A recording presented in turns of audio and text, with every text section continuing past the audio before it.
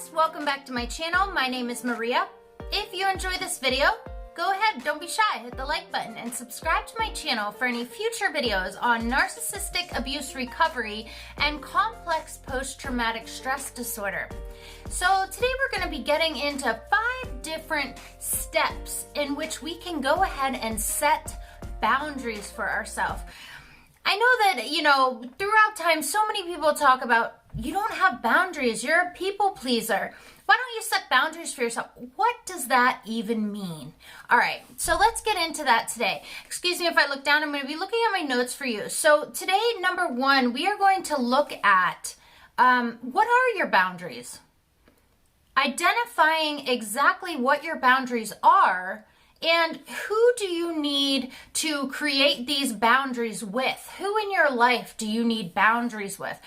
So a boundary could be like you are overworked. You're working way too many hours.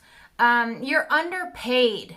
You don't have time for self-care, things for yourself. You're giving everything you have to your family. You're coming home from work and you're exhausted, but you're cooking dinner for your family and you're just giving and giving and giving. But you're losing that time for yourself. A lot of times when people are people pleasers, they have a hard time setting boundaries because they look at boundaries as something that's mean.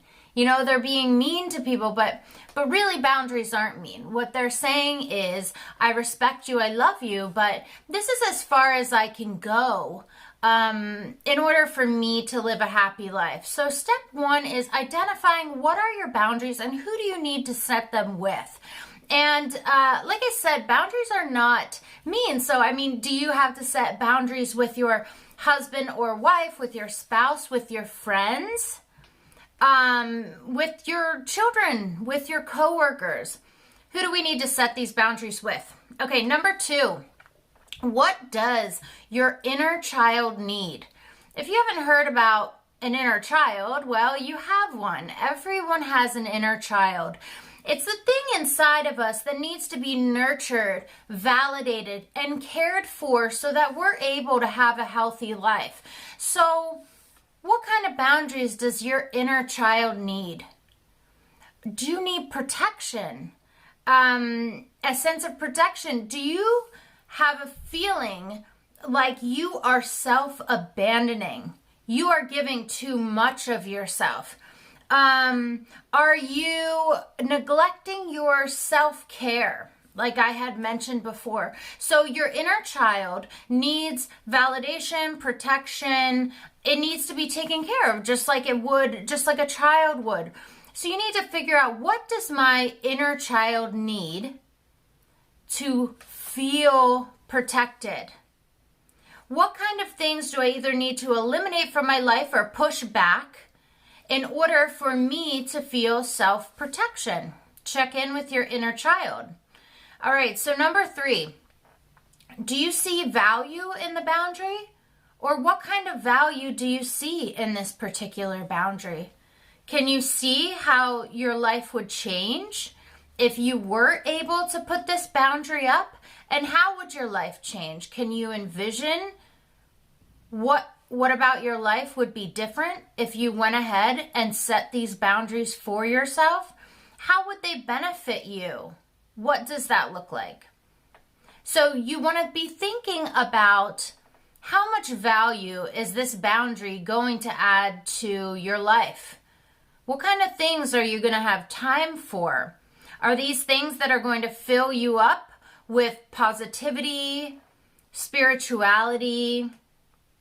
Okay, so what kind of values are these boundaries going to add? And then we're going to look at number 4, which is, what are your fears about setting boundaries for yourself? What do you fear? I mentioned earlier that a lot of people think, especially people pleasers, think that boundaries are mean. Boundaries are something that you are putting up to care for yourself, to be nice to yourself. So what do you fear about being nicer and kinder to yourself? Do you fear how people are going to look at you? Do you think that people are going to get angry with you? Do you think that they're going to leave you and abandon you? Do you fear abandonment? So if you do fear abandonment, maybe check in with your inner child and see if that's something in your life you're dealing with, is the fear of abandonment. All right. So these are just all things that we can check in with ourselves, but figure out, what do you fear? And when you do figure out what it is you fear, ask yourself why, and is that realistic? Is that a false thought? Or is that something that's really going to happen? And then is it worth setting that boundary? Or is it worth keeping things the way they are now?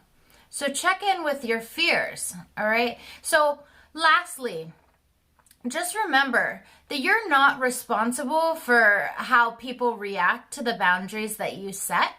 So you're setting these boundaries for yourself, right? And if you think, this should be somebody who cares about me and has my best interest at heart, you would think that somebody would respect your boundaries.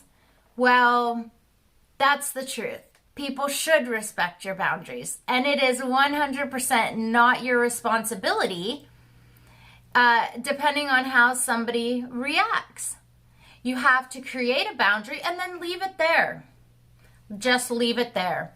That's what a boundary is. It's like putting a fence up, okay? It's like saying no to things that you emotionally and mentally are not able to do in order to have a healthy life.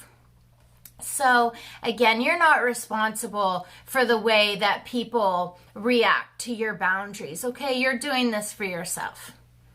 All right, guys, so that was a quick video today on just 5 ways or 5 steps to creating boundaries.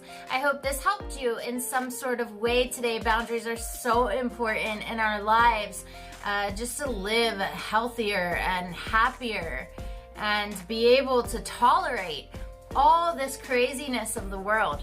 So if you enjoyed this video, don't be shy. Go ahead, hit the like button and subscribe to my channel for any future videos on narcissistic abuse recovery and complex post-traumatic stress disorder. Comment below if there's anything else you would like to see, or if you really feel something when you watch this, what kind of boundaries have you created? I appreciate it. And as always, I wish you all the love in the world.